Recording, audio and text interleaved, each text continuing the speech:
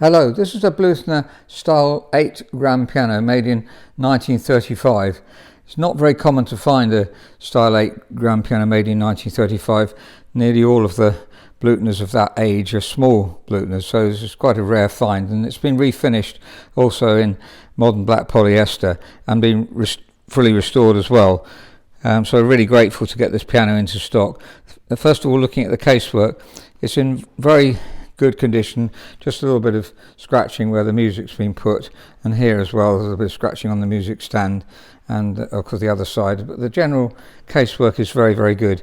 We can obviously improve the scratching on there, that's no problem at all. At the top of the piano is pretty much immaculate. There's a bit of scratching here, so on the front lid here there's a little bit of scratching, but at the back pretty much perfect. Just go right down around the whole piano and the back of the piano again. Well, you can't see very well because it's black reflective, isn't it, on the video, but I can assure you that it's all perfect. And look at the inside, again, it's been restored to an extremely high standard. The string length we talked about before is good as you'll get, really. The soundboard's crazed slightly, as it tends to do with age, and you can see the bottom of the soundboard there's a little bit crazed. So I'm trying to point out all the defects, a little bit of crazing on the frame there. And it's Aliquot scaling, that makes it a style 8. Style 7 doesn't have the Aliquot extra string on the top here. They're not that much different in terms of tone, we find. It could be a style 7 or an 8 that we preferred. In this case this is an 8, and I've been tuning and doing some fine work on the piano.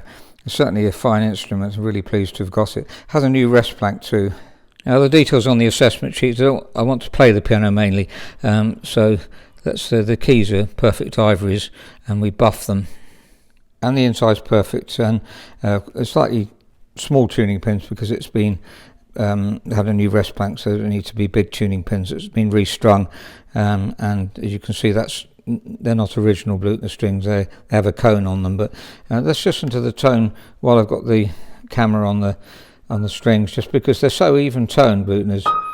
At the break points you never get any difference in tone. That break point's perfect. Well, between the treble and the bass there's a slight difference. Very warm. They're consistently warm Blüthners. You can almost be sure that they'll all be very similar in that respect, and of course it depends what strings they put on. In this case it's just as fruity as it would originally have been. I'll compare it with another Blüthner so you can see. Here's one with original strings. They've got the cone shape here. I mean, it goes right over. There's the double covering you don't see because it's just coned right to the front.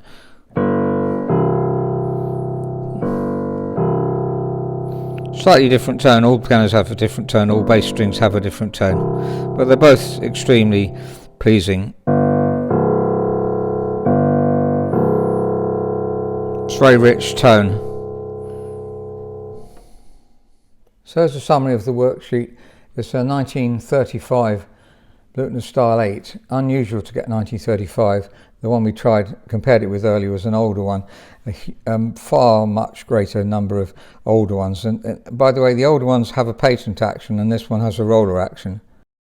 I've recently done a video of these comparing that's the standard roller action which this piano has with the Blüthner patent action, which is up to about 1925, and very, very pleasing, the patent action, but the roller action's a little bit better control. Definitely the up weight is better on an old order. I've mentioned this in other videos. I won't go on too long with this.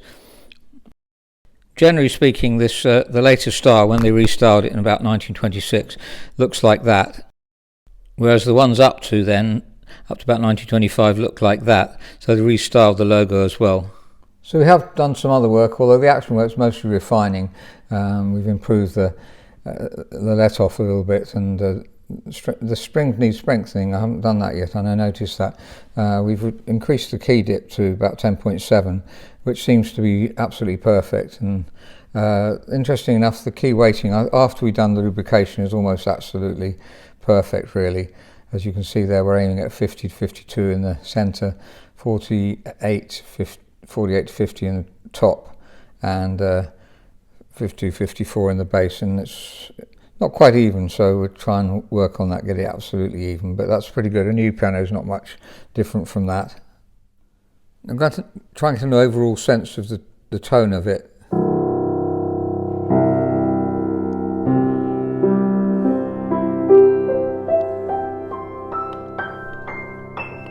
Very clear right up to the top, very precise.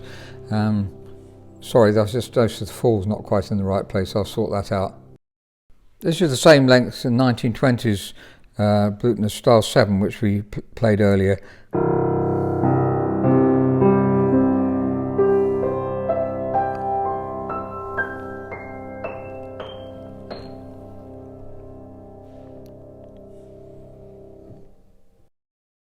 Let's try one more chord up the piano.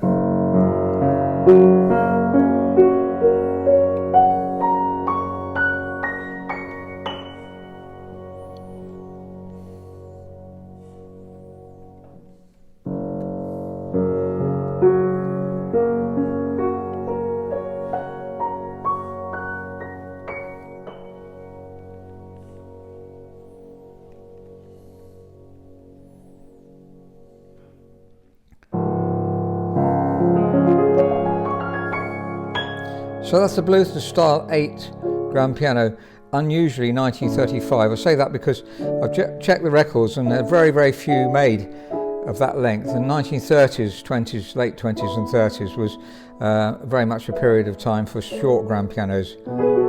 I think because there was lots of long grand pianos around that they used to restore. So short grand pianos, let's say up to the Blüthner Style 4A was reasonably common. That's about 5'5". Style 4 was the most common easily, and that was 5 foot long. So these longer ones of that age with non-patent actions, with roller actions, well, I've never seen one like this before actually, especially refinished in polyester, so grateful to get it in.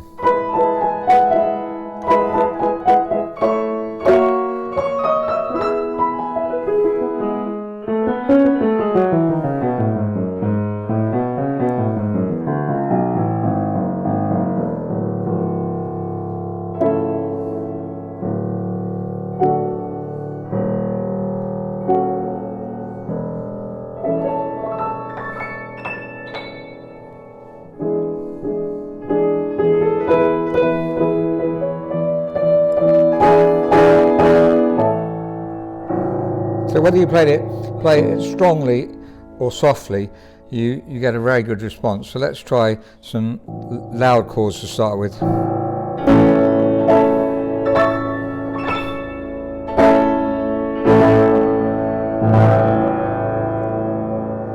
And now soft.